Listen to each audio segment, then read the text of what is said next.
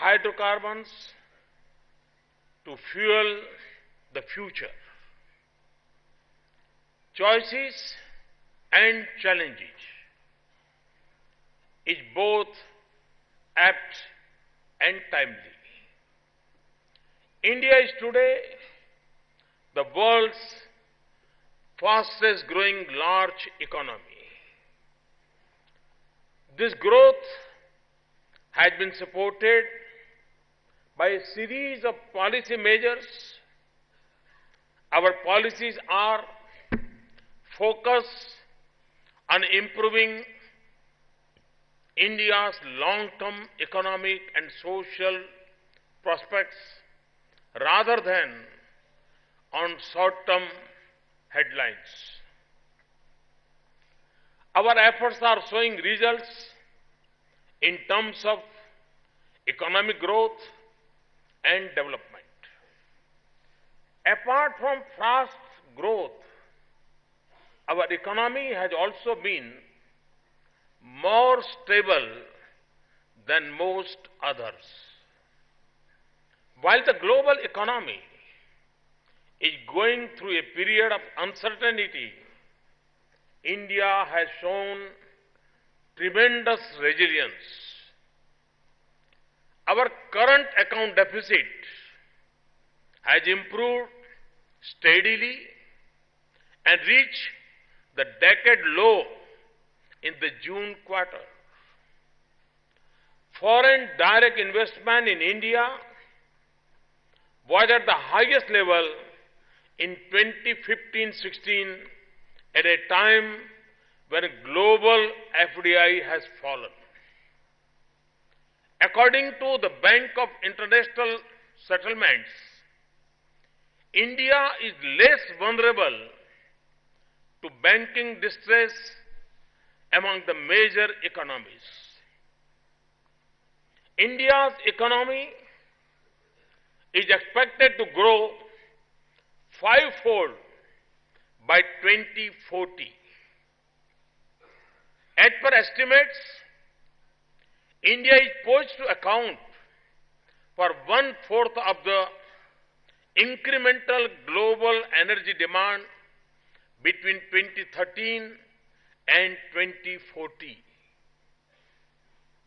India is expected to consume more oil in 2040 than the whole of Europe. We expect manufacturing to account for 25% of GDP by 2022 against 16% now. Transport infrastructure is also expected to increase manifold. The commercial vehicle population of 13 million is projected to reach 56 million by 2040. In civil aviation, India is currently the 8th largest market in the world and set to become the world's 3rd largest by 2034.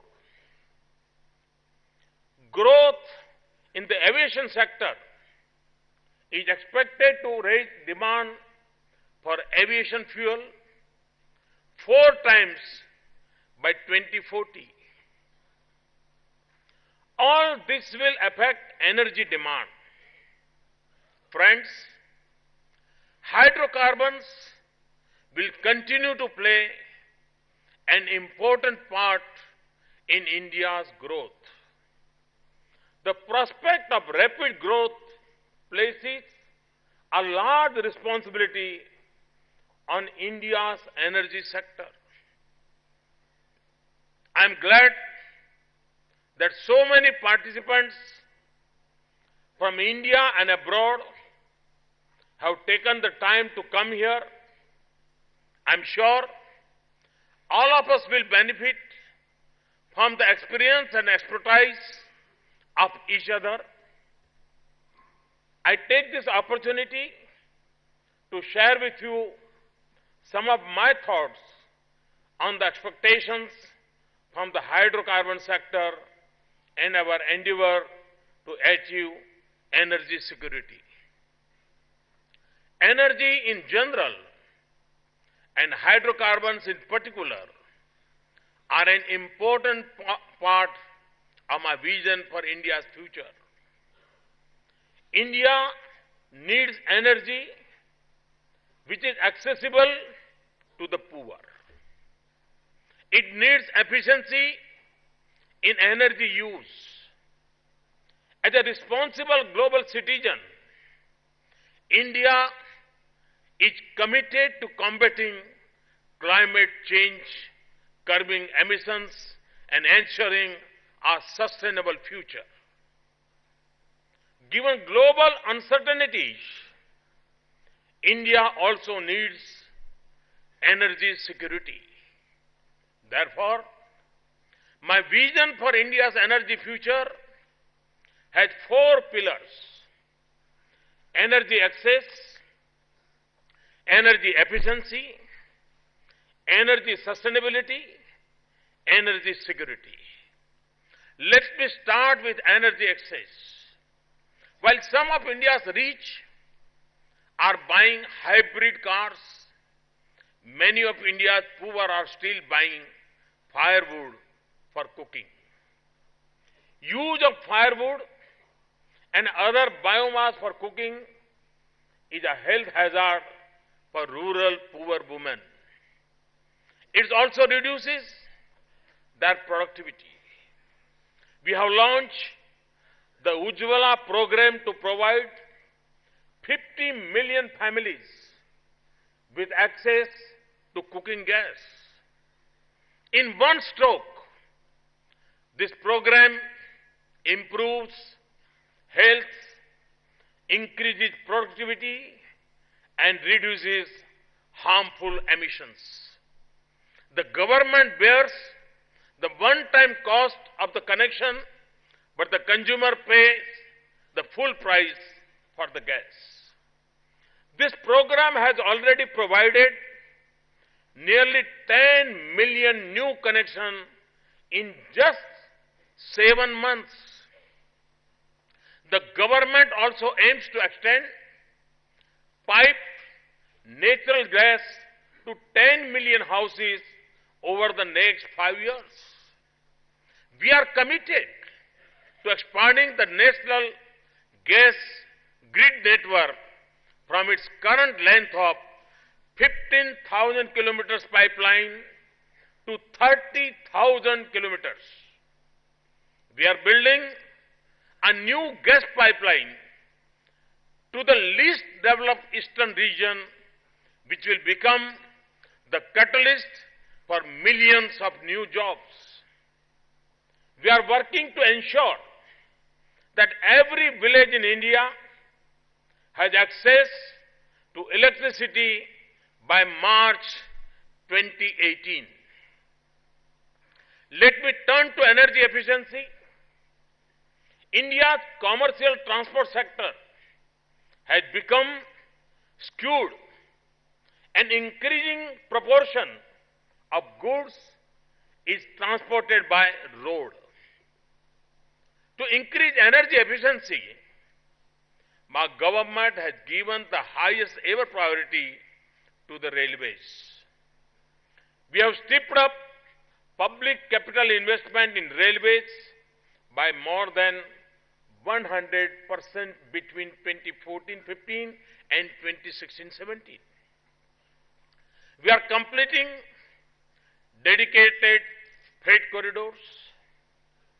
We are constructing a high-speed rail corridor between Mumbai and Ahmedabad, which will be more energy efficient than air travel. We have given a big trust to waterways, both inland and coastal.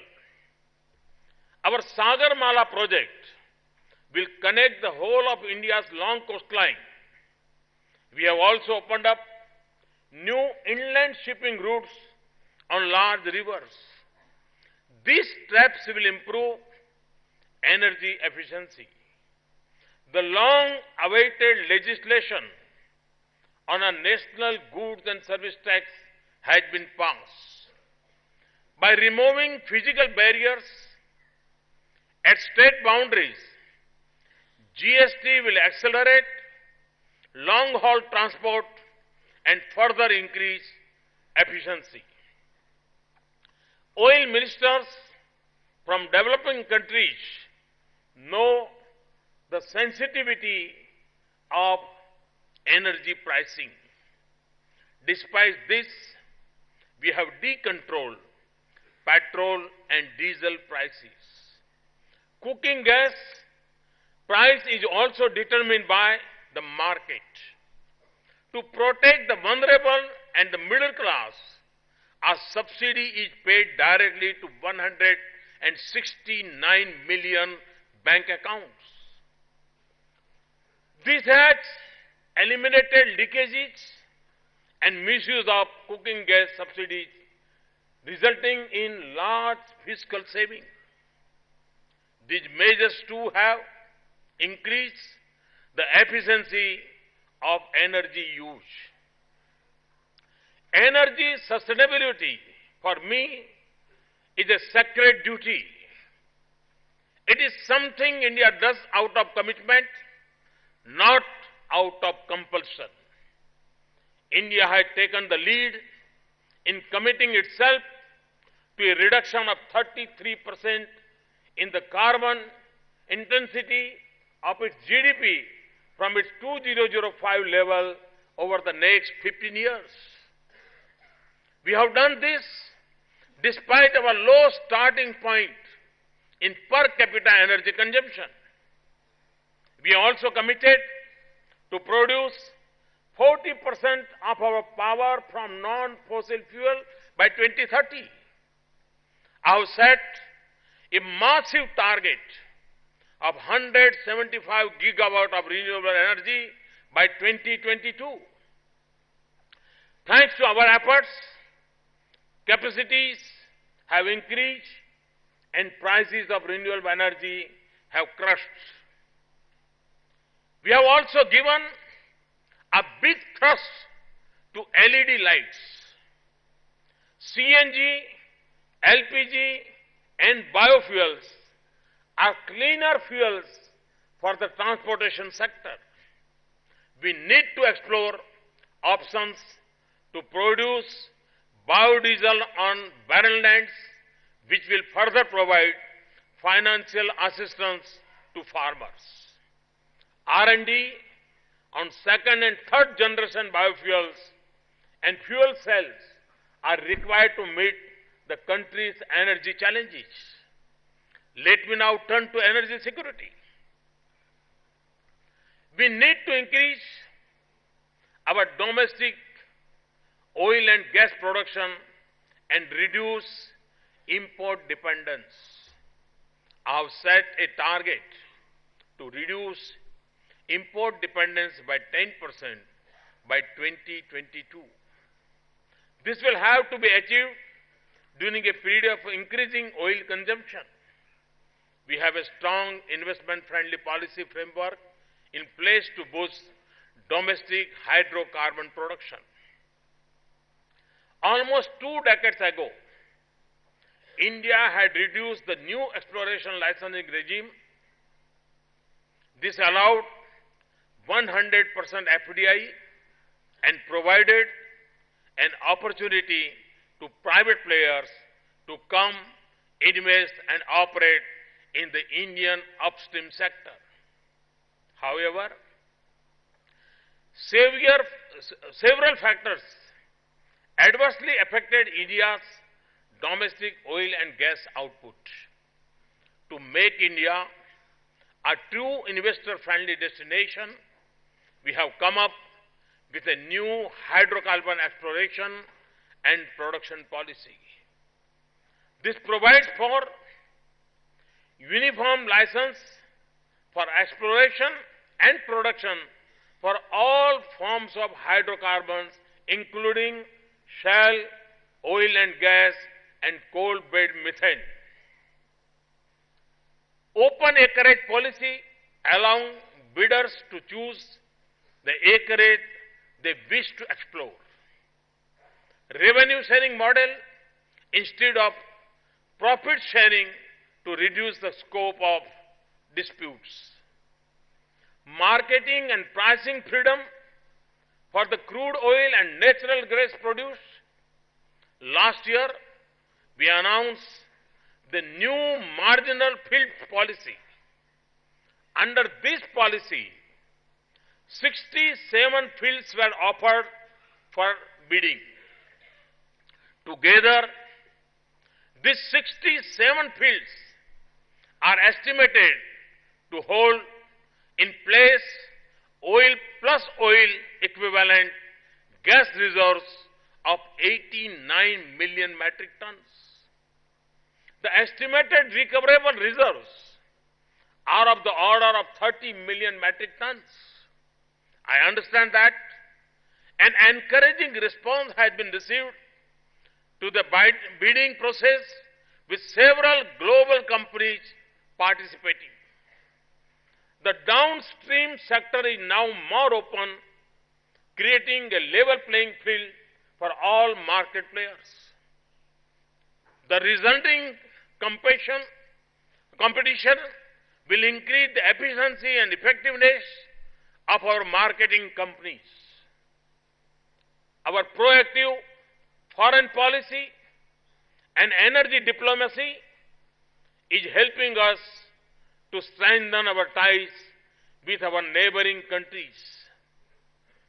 I hope that our oil and gas sector companies will take the opportunity to tie up with their foreign counterparts to explore for more equity oil.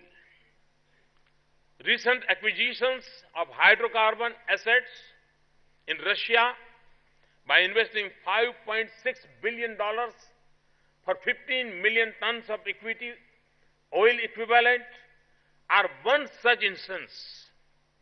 Indian energy companies must become multinational and work towards India, Middle East, India, Central Asia, and India, South Asia energy corridors. Natural gas is the next generation fossil fuel, cheaper and less polluting. We have given priority to move towards a gas-based economy. Effort must be made to increase natural gas production while also creating import infrastructure to meet the growing domestic demand. Natural gas will also have an important balancing role to play as India's renewable energy production rises. To provide balance and peaking power, gas-based power will be critical. Friends, to achieve this vision, we need to be very efficient in terms of project and resource management. This is an area that India needs to improve upon to remain competitive. This will not only improve our refining and processing efficiencies, but also ensure timely and efficient project completion. India has always been an inspiration for others in terms of intellectual capability and enterprise. I am confident that with initiatives like Make in India, Start Up India, Stand Up India, there will be opportunities for youth to venture into Indian oil and gas sector and to bring innovative ideas. Technology development is refining, nanotechnology, catalyst development, biofuel, and alternate energy are areas we need to focus upon. The successful development of INMAX technology by Indian Oil is an example of innovative thinking which is now on the commercial application stage. My message to global hydrocarbon companies is, we invite you to come and make in India. Our constant efforts have improved India's ranking in ease of doing business. Let me assure you that our commitment is strong And our motto is to replace red tape with red carpet. Friends, on one hand, to meet the increasing demand, we need affordable and reliable source of energy. Hydrocarbons will be an essential part of this mix. On the other hand, we must be sensitive towards the environment. I'm sure this August gathering will come up with innovative ideas in which hydrocarbons will continue to fuel the future in a more efficient and sustainable way. I assure you of full possible support from the government. I thank you for being here and becoming a part of the transformation of the energy sector in India. Thank you. Thank you very much.